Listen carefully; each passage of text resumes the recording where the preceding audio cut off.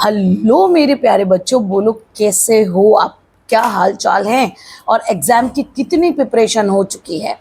देखो, मैं आपको विकास असाइनमेंट के आंसर्स आपको ढूंढने में बहुत तकलीफ हो रही है। बच्चे रेगुलर बेसिस पे हमें कमेंट कर रहे हैं, मैम प्लीज विकास असाइनमेंट दे दो।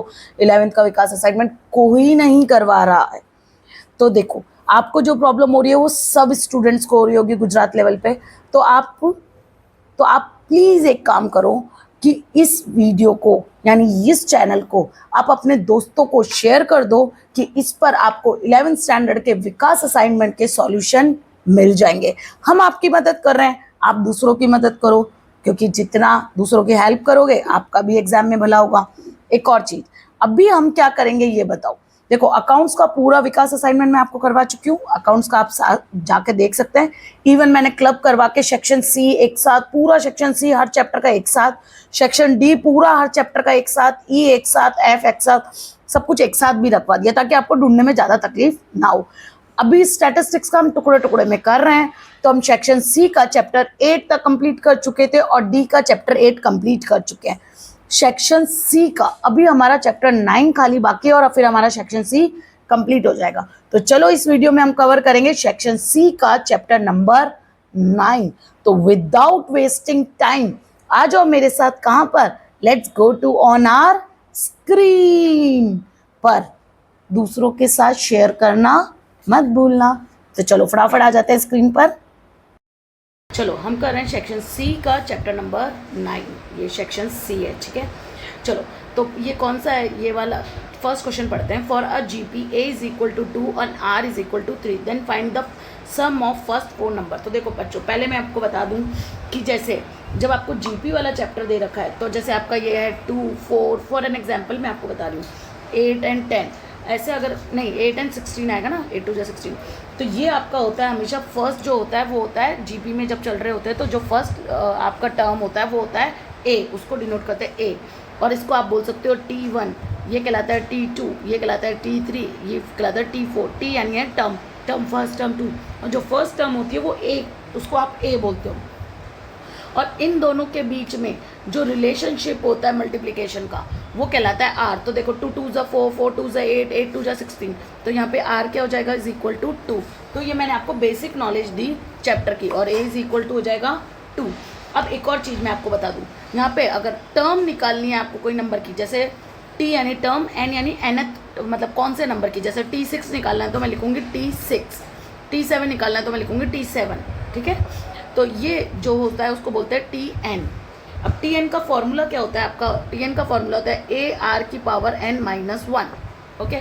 और अगर आपको सम निकालना है नंबर्स का, तो उसका फॉर्मूला होता है कितने नंबर्स का सम निकालना है, मतलब जैसे ये 4 का सम निकालना है तो ये तो Sn, और उसका फॉर्मूला होता है ए ब्रैकेट आर की पावर n-1 अपॉन r-1, ये आपका फॉर्मूला होता है। तो ये मैंने आपको बेसिक चैप्टर की नॉलेज दी है, आप एक स्क्रीनशॉट ले लो ताकि आपको चैप्टर का बेसिक नॉलेज पता चल जाए, ठीक है। ले लिया स्क्रीनशॉट। अब इसको छोटा करके थोड़ा ऊपर खिसका देते हैं। चलो अब हम अपने क्वेश्चन पे आ जाते हैं। तो देखो क्वेश्चन ने क्या बोला है, पहला, for a GP a is equal to 2 and r is equal to 3, then find the sum निकालना है, सम ऑफ फर्स्ट 4 नंबर। तो अभी मैंने आपको बोला था सम का फॉर्मूला क्या होता है एस, और फर्स्ट 4 नंबर तो मैं एन की जगह लिख दूंगी 4, is equal to a bracket में आर की पावर एन कितना है मेरा 4 -1 अपॉन r-1, ये आप पहले फॉर्मूला लिख लो, ठीक है। अब आप देखो यहाँ पे आपको जो जीपी दे रखा है उसमें मेरे को क्या क्या चाहिए, तो ए गिवन क्या है आपके पास, तो गिवन लिखो। गिवन है आपके पास ए इज इक्वल टू 2 और आर इज इक्वल टू 3, तो यही तो चाहिए मेरे को, एन तो है ही मेरे पास। तो अब रख दो फॉर्मूले में, तो S4 इज इक्वल टू, एक काम करो यहाँ पे खाली फॉर्मूला ही लिखो, एन लिखो यहाँ पे, SM इज इक्वल टू, अब यहाँ पे लिखो S4 इज इक्वल टू ए 2 है आपका, R3 है 3 की पावर 4 -1 अपॉन 3 -1, सॉल्व कर लो। तो 3 की पावर 4 करोगे तो 3 इंटू 3, 3 इंटू 3 इंटू 3 इंटू 3, तो 3 3 ज़ा 9, 9 3 ज़ा 27 एंड 27 3 ज़ा 81, तो 2 ब्रैकेट 81 -1 अपॉन 2, तो वहाँ पे आ जाएगा 2 से 2 निकाल दो और 81 में से 1 गया तो आंसर आ जाएगा 80। तो क्या सम होगा 80। ठीक है, यहाँ तक कोई प्रॉब्लम है तो बोलो, इजी। चलो नेक्स्ट सेकंड पढ़ते हैं। फॉर अ जीपी ए दे रखा है एंड आर दे रखा है। अब वापस आपको क्या निकालना, नहीं यहाँ पे सम निकालना था, अब आपको T3 निकालना है। तो अभी मैंने आपको फॉर्मूला बोला, ये हटा देती हूँ मैं। चलो सेकंड क्वेश्चन, क्वेश्चन नंबर 2। तो 2 में देखो क्या दे रखा है आपको, T क्या निकालना है 3। तो उसका फॉर्मूला क्या था हमारा, बोलो। यहाँ पे मैंने सिखाया ना, ये रहा, ए आर की पावर Tn, n निकालते हैं, Tn is equal to a r की पावर n-1। तो अब मुझे क्या निकालना है, गिवन क्या है, पहले गिवन लिख लो। गिवन क्या क्या दे रखा है, तो गिवन दे रखा है आपको ए है आपका 4/9 और आर है आपका -3/2। ठीक है, अब मेरे को निकालना है T3। तो ए आर की पावर 3-1, यानी मैं उसको लिख सकती हूँ ए आर की पावर 2। बोलो यहाँ तक कोई दिक्कत है?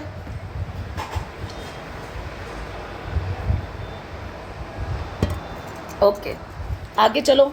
अब ए की जगह ए की वैल्यू रख दो और आर की जगह आर की वैल्यू रखो। चलो ए की जगह फटाफट ए की वैल्यू रखो। ओके, तो ए की जगह ए की वैल्यू रखेंगे तो 4/9 इंटू में आर है, यानी ब्रैकेट में लिखना -3/2 की पावर 2। सॉल्व कर लो पहले ब्रैकेट। तो 4/9 को ऐसे कैसे रहने दो, इंटू में 3 3 ज़ा 9 माइनस प्लस में हो जाएगा और 2 2 ज़ा 4। 9 से 9 चला गया, 4 से 4 चला गया, तो आंसर 0 नहीं, क्या आएगा 1। तो देखो आंसर आपका ये रहा 1। ओके, ले लो स्क्रीनशॉट फटाफट सेकंड का।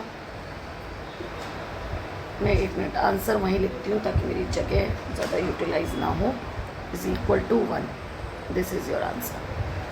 ठीक है, चलो थर्ड करते हैं फटाफट। थर्ड देखो, थर्ड में क्या बोला है, for a common ratio, r मतलब कॉमन रेशो होता है बेटा, है ना। For a common ratio a GP is 2। If a common ratio of a GP is 2, तो r is equal to, given क्या है आपको आर, तो आर इज इक्वल टू क्या दे रखा है 2। Find the ratio of its 7th and 3rd term. तो 7th यानी T7 एंड T3 निकालना है। तो जब भी आपको ये ऐसे निकालना हो तो आपको क्या करने का, आपको क्या करने का, अपॉन में लिख देने का। तो मैं इसको ऐसे लिख दूँगी T7/T3। अब T7/T3 को सॉल्व करके लिखो। तो T7 का फॉर्मूला क्या हो सकता है, तो Tn का क्या होता है, ए आर की पावर n-1। तो T7 की जगह क्या लिख सकती हूँ, AR6, और T3 की जगह क्या लिख सकती हूँ, AR2। n-1 कर दूंगी तो 7 - 1 is 6। ठीक है, अब ए से ए चला गया और ये पावर माइनस में हो जाते हैं, डिवाइड में होते हैं, तो ये बच जाएगा मेरा ऊपर ए आर की पावर 4, नहीं सॉरी ए तो हट गया ना, आर की पावर 4,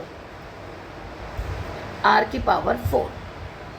ठीक है, अब आर की पावर 4 में आर मुझे दे रखा है, आर की, अब आर की जगह आर की वैल्यू रख लो। आर है मेरा 2, 2 की पावर 4, सॉल्व करो तो 2 × 2 × 2 × 2, तो 2 2 ज़ा 4, 4 2 ज़ा 8, 8 2 ज़ा 16।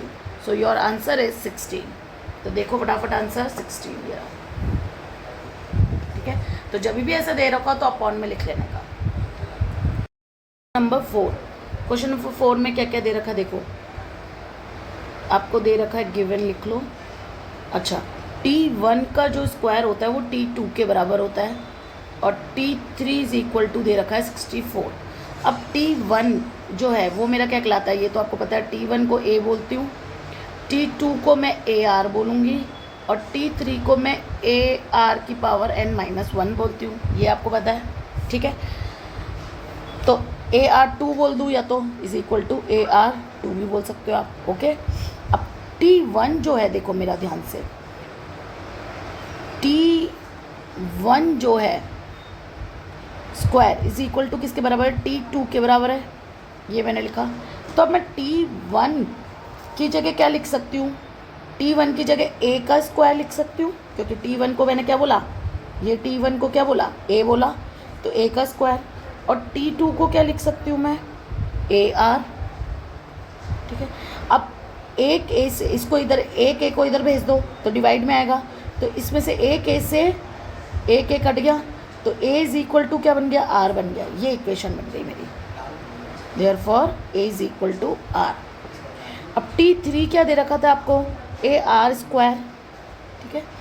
अब देखो आर की जगह या ए की जगह मैं आर लिख सकती हूँ, तो मैं T3 ऐसे लिख सकती हूँ, are into are square.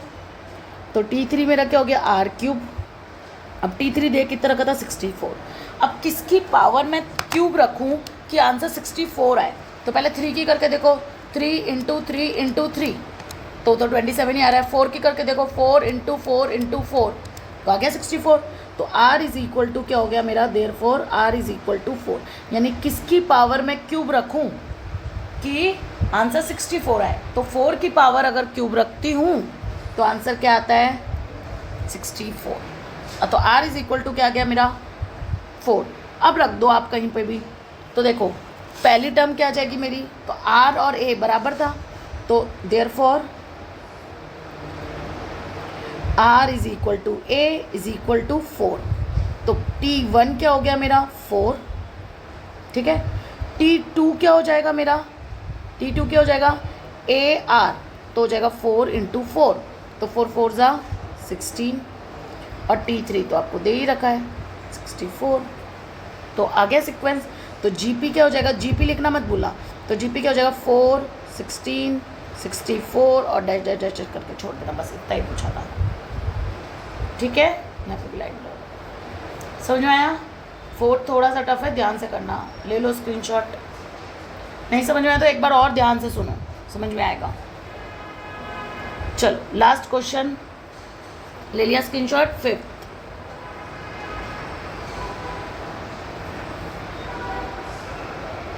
If 5m 20t are in GP, तो m और t निकालना है। ओके, गिवन क्या है, 5m ये GP टर्म दे रखी है, 20 एंड t, तो आपको find m and t's value, m और t की वैल्यू निकालनी है, ठीक है। तो चलो करते हैं, कैसे करेंगे बताओ।